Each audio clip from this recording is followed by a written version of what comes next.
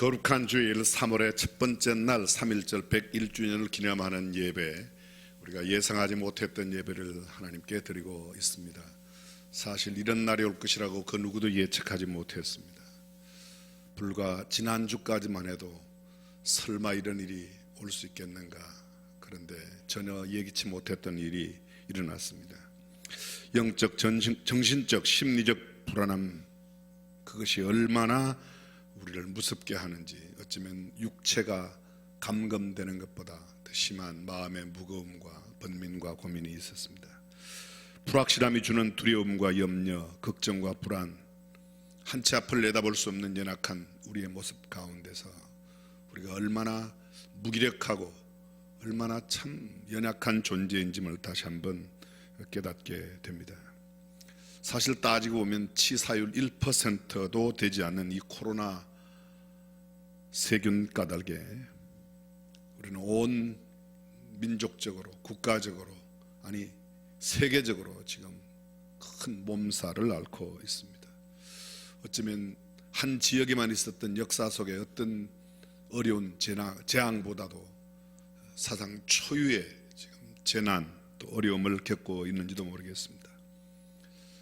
그런데 사실은 이 코로나19 세균보다도, 바이러스보다 훨씬 더 위험한 죄의 세균이 우리를 엄습해와도 우리는 그렇게 피하려고 노력하지 않았던 그런 모습이 아닌가. 또 앞으로 어쩌면 더 심한 이런 날들이 올지도 모르겠습니다. 마태복음 24장은 우리에게 말하기를 말세가 되면 이런 일이 더 많이 일어날 것이라고, 처처의 지진과 기근이 일어나고 난리와 난리의 소문이 있고 재난이 일어날 것이라고, 재앙이 있을 것이라고 말했는데 어쩌면 이것은 시초인지도 모릅니다. 믿고 싶지 않지만 학자들은 그렇게 말합니다. 앞으로 이런 일이 아마 종종 더 크게 일어날 수 있다고 이야기합니다. 무엇보다 현실로 이루어진 이런 일들 앞에서 지금도 수고하고 애쓰는 모든 공직자들, 특별히 일선에서 힘쓰고 애쓰는 의료진들, 무엇보다도 지금 이제 확진 판정을 받고 생사의 기로에서 허덕이고 있는 중증 환자들, 또 병원에 입원하지도 못한 많은 분들, 속히 그들이 쾌유되고 건강하게 회복되기를 주님의 이름으로 축복합니다. 또 수고하고 애쓰는 모든 의료진들, 우리가 직접 찾아가지 못해도 기도로 하나님 앞에 아뢰어 속히 그들의 치료의 결과가 나타나고, 또 모든 공직자들도 빨리 이런 어려운 일들로부터 벗어날 수 있기를. 질본의 책임을 맡은 분, 질병관리본부장입니다. 보니까 텔레비전의 얼굴을 보면 얼마나 안타까울 수가 없습니다. 지난주 많은 우리 교회 성도님들이 제게 문자도 보내고 또 카톡을 주셨는데, 하나님 앞에 나가 예배한다는 이 얼마나 소중한지 뼈저리게 실감하고 있다고 그렇게 말합니다. 그러나 우리는 이미 역사를 통해서, 또 하나님의 말씀을 통해서 좋은 교훈을 얻고 있습니다. 이것 또한 지나갈 것입니다. 확실하게 지나갈 줄로 믿습니다. 어느 날 다윗 왕이 궁중의 세공사에게 부탁을 했습니다. 나를 위해 아름다운 반지를 하나 만들어 다오. 내가 큰 승리를 거둬 기쁨을 억제하지 못할 때에도 그 기쁨에 취해 교만하지 못하도록 글귀를 넣어라. 그리고 큰 절망에 빠졌을 때에도 결코 좌절하지 않고 스스로에게 용기와 희망을 줄 수 있는 그런 글귀를 적어 넣어라. 금세공자가 아주 아름다운 반지를 만들었습니다. 이미 우리가 잘 알고 있습니다. 그러나 반지는 만들었는데 반지에 왕이 명령한, 다윗 왕이 명령한 그 글귀를, 어떤 글귀를 넣어야 할지 생각이 나지 않아 솔로몬 왕자를 찾아갑니다. 그때 솔로몬 왕자가 일러준 말이 이 또한 지나가리라.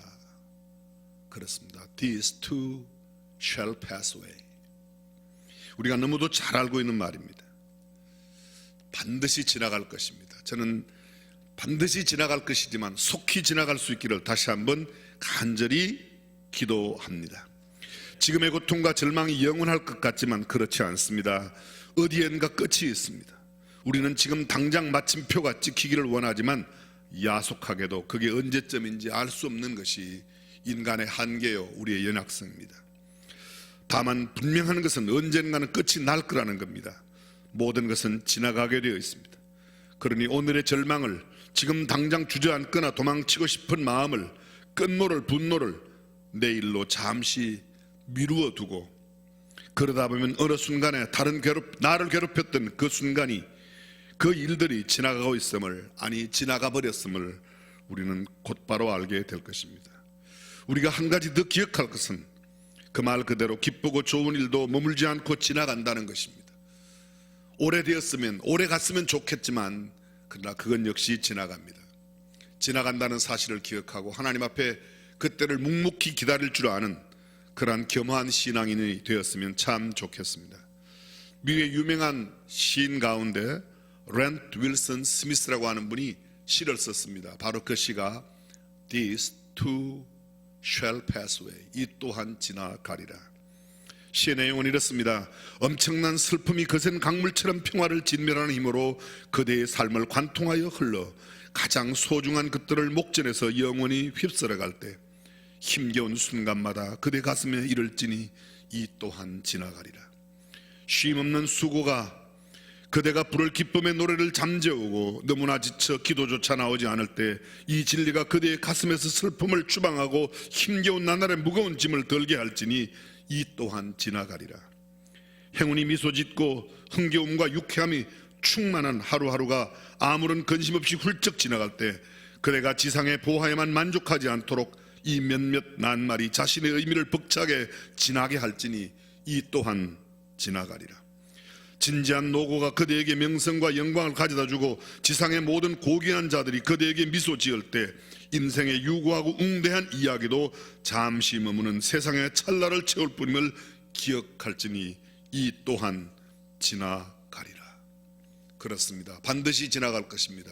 저는 하나님의 능력과 하나님의 권세 가운데, 하나님의 역사하심 가운데 이 재앙, 이 질병, 이 모든 바이러스가 완전히 퇴치되고 밝고 광명한 하나님을 찬양하는 날이 속히 올 수 있기를 다시 한번 주님의 이름으로 축원합니다. 오늘 성경 이사야 41장 10절, 우리가 너무도 잘 아는 말씀입니다.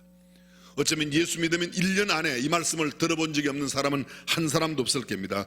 두려워 말라, 내가 너와 함께 함이니라. 놀라지 말라, 나는 네 하나님이 됨이니라. 내가 너를 굳세게 하리라. 참으로 너를 도와주리라. 참으로 나의 의로운 오른손으로 너를 붙들리라. 그렇습니다.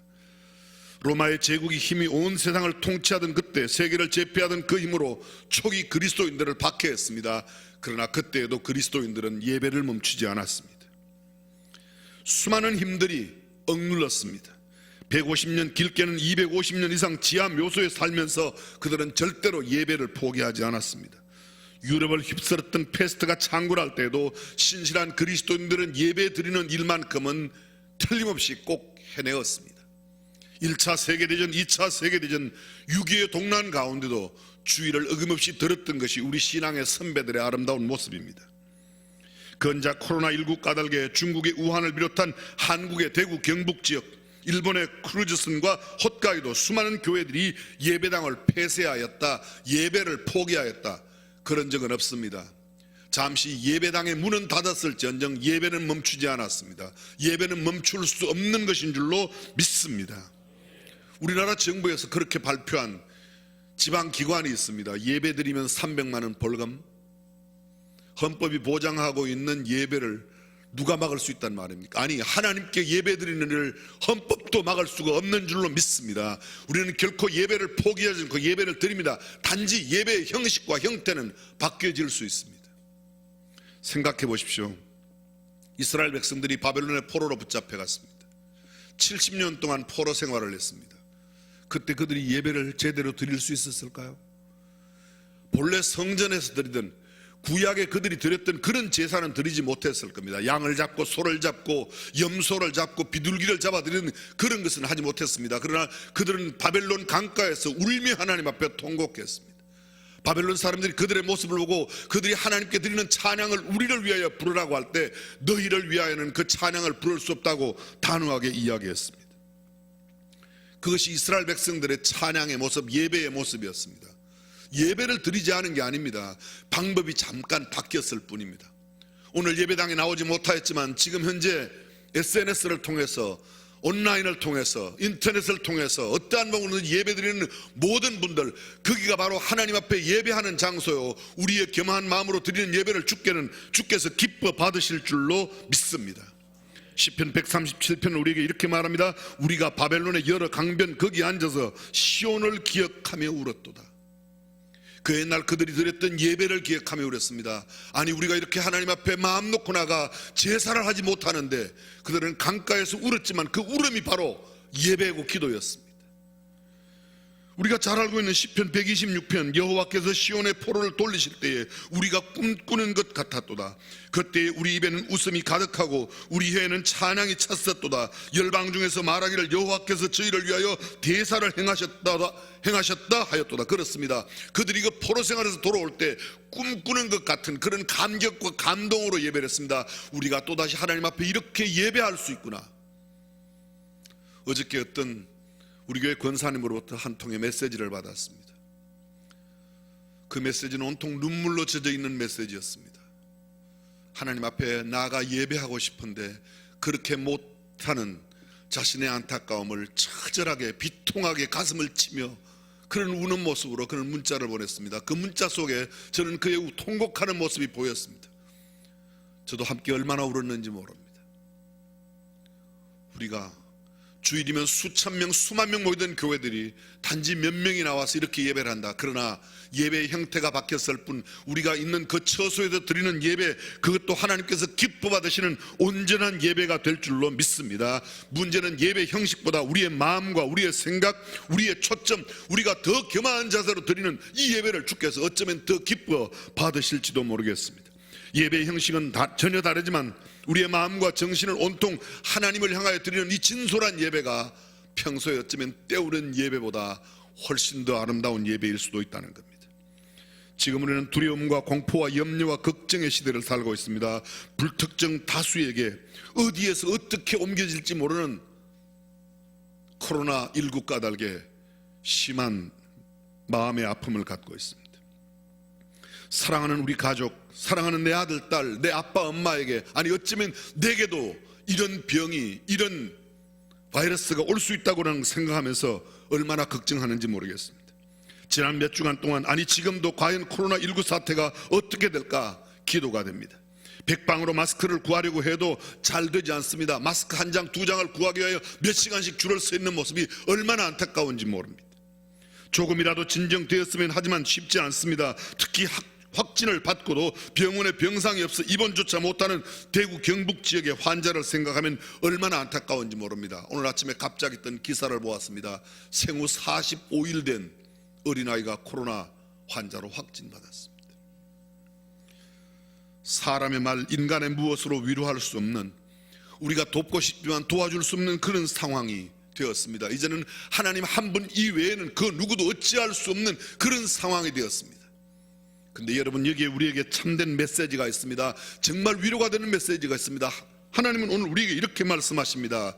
내가 너와 함께 하겠다. 내가 너를 도와주겠다. 내가 너를 건져내겠다고 말합니다. 성경을 보십시오. 두려워 말라. 내가 너와 함께 함이라. 두려워하지 말라고 말합니다.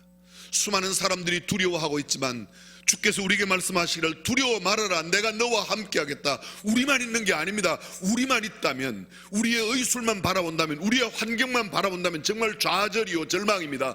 그러나 하나님이 우리와 함께 하시는 까닭에 우리는 이 코로나19 가운데서도 새로운 희망을 보게 될 줄로 믿습니다. 여기 무서워 말라, 히브리어로 야레라는 말입니다. 애통하며 회개하며 주 앞에 돌아오는 자에게 주께서 함께 하시겠다는 위로의 말씀이 두려워 말라는 말씀 속에 있습니다. 이 두려움, 하나님과의 관계가 깨어졌을 때, 하나님과의 관계가 어긋났을 때 생기는 그런 두려움입니다. 그러나 하나님과의 관계만 회복되고 하나님이 우리와 함께 하시면 능히 모든 어려움과 역경, 이 모든 환경을 능히 이겨낼 수 있는 줄로 믿습니다. 세상을 두려워하는 사람들은 하나님을 두려워하지 않기 때문입니다. 그러나 하나님을 두려워하고 하나님과의 관계가 정상적으로 맺어져 있는 사람은 세상의 그 어떤 일에서도 초연하게 일어날 수 있습니다. 왜냐하면 하나님보다 큰 것도 없고 하나님보다 강한 것도 없고 하나님이 가장 위대하시고 하나님께서 가장 힘이 있으시고 하나님께서 가장 광대하신 분 까닭에 그분이 우리와 함께 하시면 세상의 그 어떤 것도 이겨낼 줄로 믿습니다. 주님은 이렇게 말씀하십니다. 놀라지 말라고. 여기 놀라다는 말은 보다 주시하다는 겁니다. 두려움을 바라보며 떨고 있는 그런 모습입니다. 놀랄 수밖에 없는 상황 속에서 놀라움의 대상을 바라보지 말고 주께서 우리에게 말합니다. 주님을 바라보라고. 그 두려움의 대상을 바라보지 말라고 그랬습니다. 하나님만 바라보면 능히 이겨낼 수 있는 줄로 믿습니다.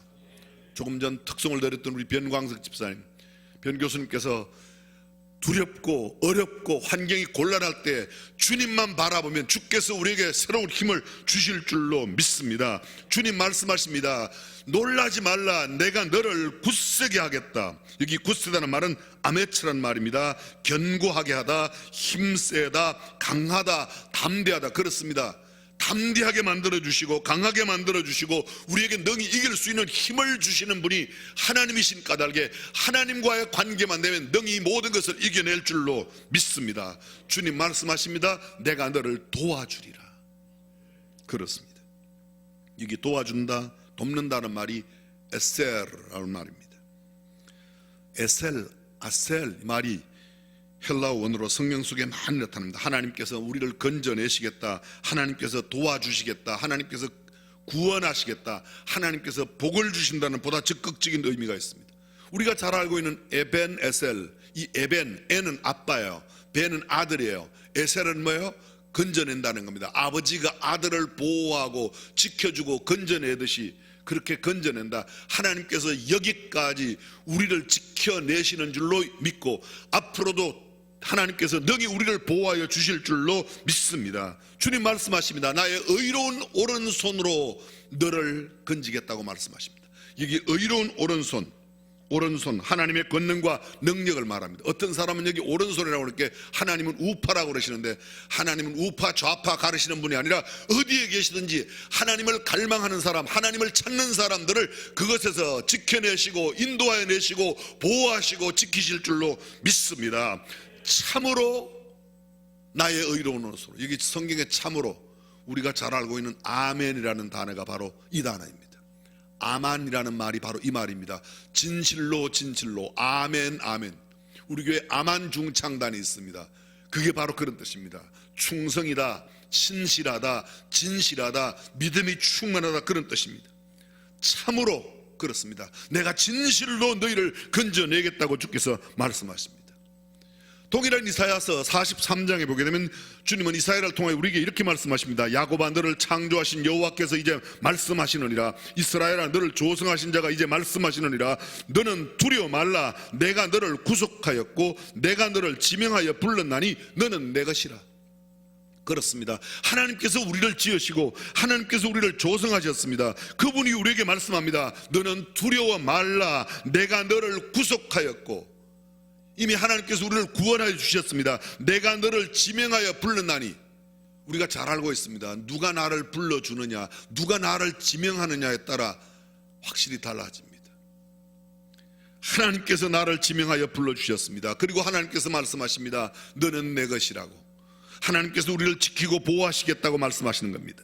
이사야 43장 2절 계속됩니다. 내가 물 가운데로 지날 때에 내가 함께할 것이라. 강을 건널 때에 물이 너를 침몰치 못할 것이며 내가 불 가운데로 행할 때에 타지도 아니할 것이요 불꽃이 너를 사르지도 못하리라. 그렇습니다. 강을 건널 때에도 물이 너를 침몰치 못하며 불 가운데로 행할 때에도 타지 아니한다. 우리는 때로 강을 건널 때가 있습니다. 불 가운데로 지날 때가 있습니다. 인생의 역경과 고난의 때가 있습니다. 어려운 때가 있습니다. 재앙을 만나고 재난을 만날 때가 있습니다. 그러나 주께서 우리가 건너는 그 강 가운데 강이 우리를 침몰치 못하도록, 물이 우리를 침몰하지 못하도록 지켜주실 줄로 믿습니다. 불 가운데로 행할 수 있지만 불이 우리를 사르지 못하게 주께서 지켜주신다고 약속하셨습니다.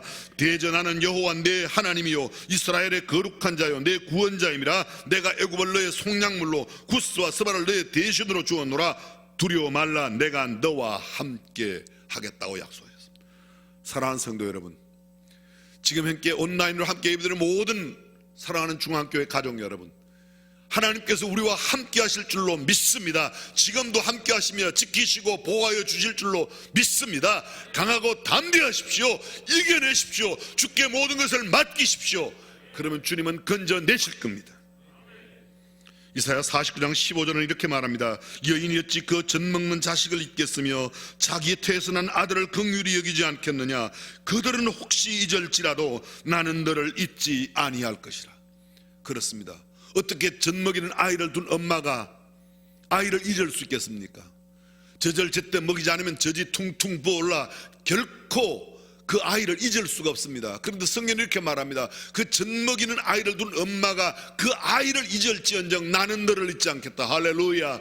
주님은 우리를 기억하십니다. 주님은 우리를 언제나 불꽃 같은 눈동자로 지켜보시는 줄로 믿습니다. 계속해서 40장 16절입니다. 내가 너를 내 손바닥에 새겼고 너의 성벽이 항상 내 앞에 있나니. 누차 우리가 이 말씀 나눕니다. 우리의 이름을 하나님의 손바닥에 새겨놓았다고. 하나님의 손바닥에 새겨진 이름이 누구의 이름입니까? 나의 이름, 저와 여러분의 이름이 바로 그곳에 기록되어 있습니다. 주님은 우리를 그만큼 아끼시고 보호하시겠다고 말씀하십니다. 우리는 외롭지 않습니다. 왜냐하면 하나님이 항상 우리와 함께 하시기 때문입니다. 데이빗 리빙스턴이 아프리카에서 사역을 하다가 부름을 받고 영국의 글래스고 대학교와 명예법학 박사학위를 받게 되었습니다. 강당에 수많은 사람이 모였습니다. 학교가 끝나면 그가 답사하는 시간이 되었을 때 리빙스턴은 이렇게 대답했습니다.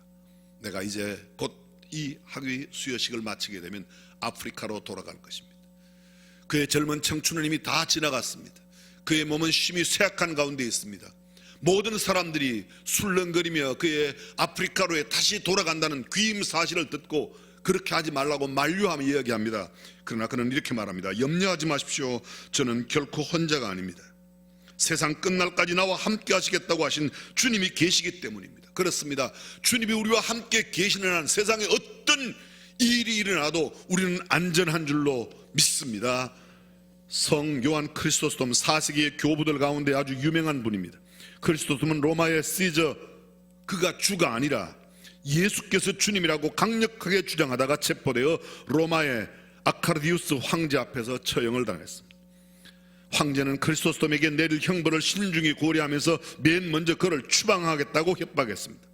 그때 그가 이렇게 말합니다. 폐하께서 저를 저의 집에서 추방하는 것은 불가능합니다. 왜냐하면 이 온 세상이 우리 아버지의 집이기 때문입니다. 그 다음으로 아카르디우스 황제가 또 이야기합니다. 너의 모든 재산을 몰수하겠다. 그가 말합니다. 나의 모든 보화는 천국에 있습니다. 황제께서는 결코 나의 재산을 가져갈 수 없습니다. 그러자 황제가 이야기합니다. 내가 너를 감옥에 집어넣어 너의 친구들뿐만 아니라 사람과의 접촉을 일체 금지시키겠다. 크리스토스톰은 황제에게 이야기합니다. 저에게 결코 저를 떠나시지 않고 버리시지 않겠다고 약속하신 주님이 계신데 어떻게 저를 외롭게 만드십니까? 황제는 나를 외롭게 만든다고 감옥에 넣을지 모르지만 주님은 나와 함께 감옥에도 함께 가시기 때문에 나는 결코 외롭지 않을 것입니다. 그리스도는 그 자신은 그의 환경, 즉 속박과 투옥 그리고 죽음의 공포에 상관없이 정말로 자유로운 영혼이 있습니다. 사랑하는 성도들은 주님이 우리와 함께 하신다는 것을 확실히 믿으면 우리는 어떤 환경 가운데도 능히 자유로운 하나님의 사람으로 살아갈 수 있는 줄로 믿습니다. 그렇습니다. 우리의 신앙이 우리의 환경을 이겨냅니다. 지금은 마치 환경이 우리의 신앙을 잡아먹는 것 같지만 결코 그럴 수 없습니다. 세상의 어떤 권세와 능력, 세상의 어떤 정부가 어떤 힘이 우리를 아무리 협박하고 공격해도 하나님을 향한 우리의 자유로운 신앙의 마음만큼은 결코 속박할 수 없는 줄로 믿습니다. 저는 역사 속에 유명한 한 인물을 소개하면서 오늘 말씀을 가름하고자 합니다. 그의 이름은 임종덕이라는 분입니다. 하버드 대학교에서 박사학위를 받았고 미국의 대통령 3대에 걸쳐 그는 안보 보좌관으로 일을 했던 한국 사람입니다. 1949년 당시 12살의 임종덕, 중국 용정에서 독립운동을 하던 부모님과 함께 귀국해서 서울중학교에 입학을 합니다. 1년 뒤 6.25를 만나 피난을 가지 못하고 고아가 되어버린 그날의 불행을 그는 지금도 생생히 기억하며 간증하고 있습니다. 당시 잘 알고 있던 형벌되는 어떤 사람이 서울중학교에 한 교실에 기름을 붓고 불을 지르라고 합니다. 왜냐하면 그 서울중학교에 인민군들이 들어와서 청년들을 잡아다가 교육을 시켜 의용대로 전쟁터에 내보내는 까닭에 그것을 못마땅하게 여겼던 그 형의 이야기였습니다. 의분이 있었던 이 임종덕, 그가 불을 지릅니다. 그리고는 집으로 도망쳐 집에 있는 큰 나무에 올라갔습니다. 나무 위에 숨어 있었습니다. 그런데 웬일입니까? 조금 뒤 지프차가 하나 들어오더니만 집 앞에 들어와서 자기 여동생을 만났는데 나무 위에서 저는 지금 지켜보고 있는 겁니다. 아빠 엄마 어디 계시냐고. 그 아빠 엄마 지하실 광에 있었는데 그 광에 있다고 어린 동생이 이야기합니다. 광 속에 들어가서 아버지 엄마를 끄집어내 착고에 채웠습니다. 부모님 양손을 뒤로 묶인 채 인민군 앞에 서서 그들이 간단한 인민재판을 거쳐서 처형을 하고 그 자리에서 장작더미 위에 아빠 엄마를 태우는 그런 모습을 나무 위에서 다 지켜보았습니다. 그는 자신을 잡으러 온 줄 알았는데 사실 그게 아니라 교사를 하고 있던 자기 어머니와 독립운동가였던 아버지 임성규 그 부부를 그렇게 처형하고 돌아갔습니다. 무서운 만행을 직접 목격했던 임종덕 서울로 탈출을 하여 피난민 대열에 끼어 정처 없이 걷다가 9.28 수복대에 다시 미군을 만납니다. 한 미군 대위 임종덕을 친동생처럼 보살펴주면서 그를 데리고 왔는데 그도 역시 이북으로 갔던 그곳 가운데서 전사해버리고 그는 또 고아가 되었습니다. 그는 고아의 모습으로 도망쳐 나옵니다. 그리고 서울역에 와서 거지 생활을 합니다. 그가 거지 생활하는 가운데 그때 당시의 거지왕 김춘삼을 만나서 그와 함께 지나게 됩니다. 그 김춘삼에 의해서 한 고아원으로 희망원이라고 하는 고아원에 보내지게 되고 그 고아원에서 그는 사는데 고아원에서 어린 동생들을 늘 돌봐주고 있었습니다. 그런데 어떤 날 그 고아원 원장이 보니까 악을 행하는 모습을 보고 그냥 가서 고아원 원장 집무실을 탁 두들겨 푸시고 그냥 있다가는 안 될 것 같으니까 도망을 쳐나왔습니다. 그랬더니 고아원에 있던 어린 동생들이 함께 많이 따라왔습니다. 돌을 던져서 나 따라오지 말라고. 내 혼자 먹고 살기도 어려운데 너네 나 따라오면 어떡하겠냐고. 근데 그들이 함께 서울역에 와서 그곳에서 함께 지내게 됩니다. 근데 그가 만났던 그 김춘삼이 그에게 아주 중요한 거지로서의 원칙을 가르쳐 줬습니다. 밥을 얻으러 갈 때 대문을 두드리지 말고 깡통 소리를 내라. 밥을 얻을 때는 꼭 깡통이나 그릇을 준비해 가라. 하루에 같은 집에는 2번 가지 말아라. 땅에 떨어진 음식은 절대 먹지 말아라. 나름대로의 거지 원칙을 세워서 그가 그렇게 했습니다. 그가 얼마나 열심히 그렇게 하게 했던지 그를 따르는 무리가 이미 129명이나 되었습니다. 그런데 제대로 먹지 못해서 그들이 죽어갑니다. 그동안 24명이 죽었는데 어떤 때는 하루에 8명이 죽은 때도 있었다고 이야기합니다. 약사 먹을 돈이 없어 심한 감기만 걸려도 고열로 쓰러져가는 동생들을 바라보면서 이 임종덕이 마음을 굳게 합니다. 그래, 내가 이렇게 해갖고는 아이들 다 죽이겠다. 내가 남의 것을 훔쳐서라도. 그래서 남의 것을 훔치기 시작합니다. 열심히 훔치러 서울역 대합실에서 돈 있을 만한 사람만 나타나면 그것을 훔치는데 어느 날이었습니다. 그게 한 지프차가 딱 오는데 보니까 미군 장성이 내리는데 그 지프차 뒤에 큰 트렁크가 열리면서 그 안에 가방이 보이는데 그 가방을 갖고 도망을 칩니다. 도망을 치다 얼마 가지 못하고 미군 헌병대에게 붙잡혔습니다. 헌병대에게 붙잡히자 그는 이야기를 합니다. 서툰 영어, 예전에 조금 배웠던 그 영어로 내가 절대로 그런 게 아니라 이건 내가 훔치려고 한 게 아니라 내 동생들이 굶어 죽어가니까 그들을 먹이려고 그런다고. 그들이 지금 저기에 있다고. 그 이야기를 들어 가만히 지켜보던 그 사람, 그 장군이 밑에 헌병대가 이 사람을 경찰서로 넘기려고 그랬는데 다시 불러가고 이야기합니다. 이 친구가 이야기하고 있는 그게 정말 얘 동생들이 있는가 가보라고. 가봤더니 그게 있습니다. 야, 그러면 거기다 먹을 걸 주고 얘를 갖다가 내가 지금 묵고 있는 조선 호텔에 와서 내 하우스보이로 신발도 닦고 그런 일을 해라. 전혀 못 간다고 합니다. 이 아이들 때문에 못 간다고. 내가 이 아이들 다 책임질 테니 가라. 그래서 그를 데려가고 그 나머지 모든 고아 애들을 제주도 수용소로 다 옮겨갔습니다. 그가 그곳에 있다가 그를 따라서 미국으로 가게 되고 미국으로 가서 공부를 하게 됩니다. 물론 미국으로 가기 전에 그가 전쟁통에 내려와서 수원에 와서 소년 김장환 만난 스토리가 꽤 긴데 오늘 그것은 생략하겠습니다. 김장한 목사님, 그때 소년 김장한이 이 임종덕을 굉장히, 나는 여기 잘 있는데 이 친구가 와서 내 자리 뺏을까봐 툭툭 치고 그랬대요. 김장환이가 그때 그랬다는 겁니다. 근데 어쨌든 그런 긴 이야기는 다 할 수 없고, 미국에 건너가서 그가 학교를 마치고 하버드 대학교에 들어가고 박사학위를 얻고 30살에 군대 들어가는 겁니다. 그는 미국도 안 간다고 그랬습니다. 왜? 나는 여기서 군인이 되어서 아버지의 원수 공산당을 죽여야 된다고. 후에 공부하고도 얼마든지 갈 수 있다.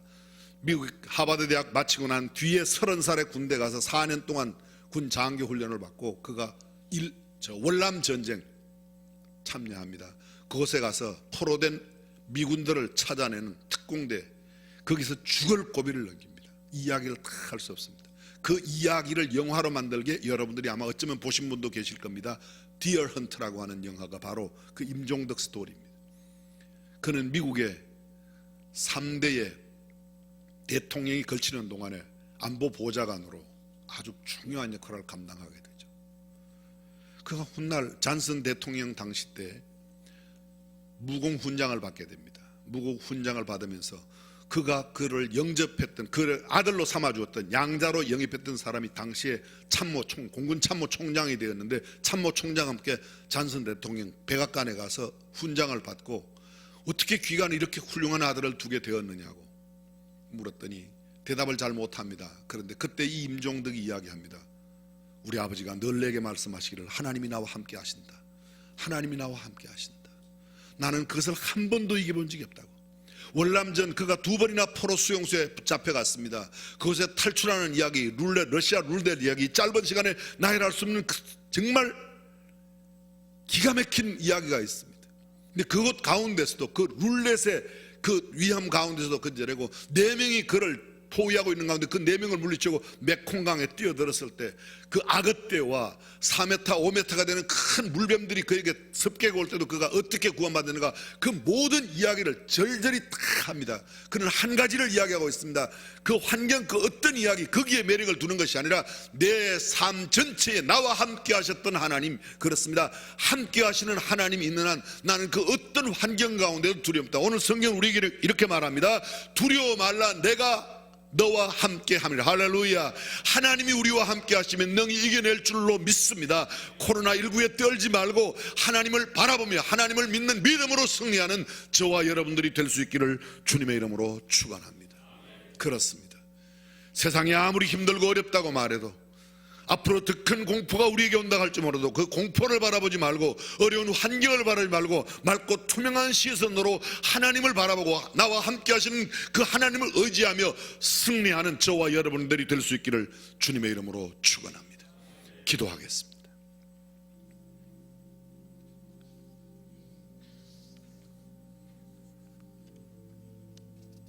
환경을 바라보면 넘어지기 쉽습니다.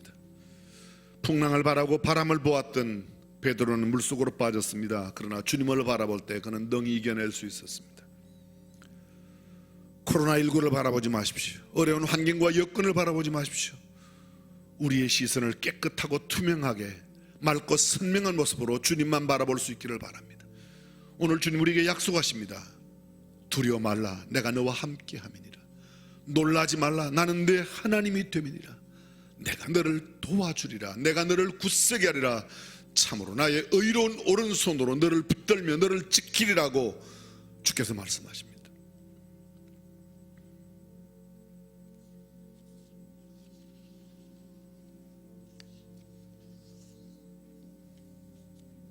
전능하신 우리 하나님, 세상 사람들이 힘이 떨고 있습니다. 요란스러운 그들의 소리 까닭에 우리도 흔들리는 것 같습니다. 주님, 이제 우리 더 이상 흔들리지 아니하고 주님만 바라보는 성도가 되게 하여 주옵소서. 나와 함께 하시는 하나님을 바라보게 하여 주옵소서. 주께서 건지시겠다고, 내가 너를 도와주겠다고, 내가 너를 구원하겠다고, 너는 내 것이라고 말씀하신 그 하나님만 의지하며 살아가는 우리가 되게 하여 주옵소서. 오 주님, 우리 가운데 믿음이 연약한 사람이 있습니다. 강하게 하여 주옵소서. 우리 가운데 두려움과 염려와 공포 가운데 있는 사람이 있습니다. 주여 긍휼히 여겨 주시옵소서. 지금도 코로나19 까닭에 확진을 받고 신음하며 고통하는 많은 환우들, 주여 저들을 구원하여 주시옵소서. 저들을 건져 주시옵소서. 저들을 고쳐 주시옵소서. 병원에까지 입원하지 못하며 좌절과 절망 가운데 신음하고 고통하는 저들의 아우성을 주님 들으시고 긍휼히 여겨 주시옵소서. 수고하고 애쓰는 모든 의료진들을 주여 굳게 하여 주셔서 저들이 능히 이 어려운 환난을, 이 어려운 역경과 고난을 이겨낼 수 있도록 주께서 강건케 하여 주시옵소서. 대통령을 비롯하여 모든 공직자들이 일에 힘쓰고 있습니다. 사사로운 감정을 들이지 아니하고 오직 충성스러운 마음으로, 겸허한 마음으로 하늘을 두려워하며 최선을 다할 수 있도록, 그리하여 이 모든 고난과 역경이 쉽게 빨리 지나갈 수 있도록 주여 도와주시옵소서.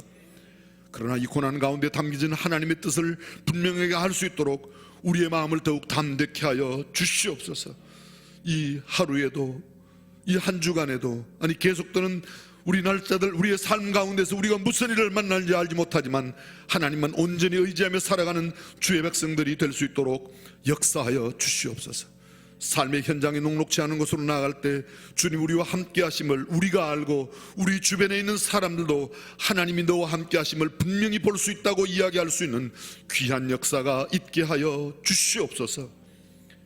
이제는 우리 주 예수 그리스도의 은혜와 하나님의 무한하신 사랑과 성령님의 감동, 감화, 교통, 충만하심이 오늘 3월 첫 번째 날 하나님 앞에 예배하는 모든 성도들, 그들이 어디에서 어떠한 모양으로 예배를 드리는 신령과 진정으로 마음과 뜻을 합하여 드리는 이 모든 예배 드리는 자들에게 이제로부터 영원토록 함께 하시기를 간절히 축원하옵나이다. 아멘.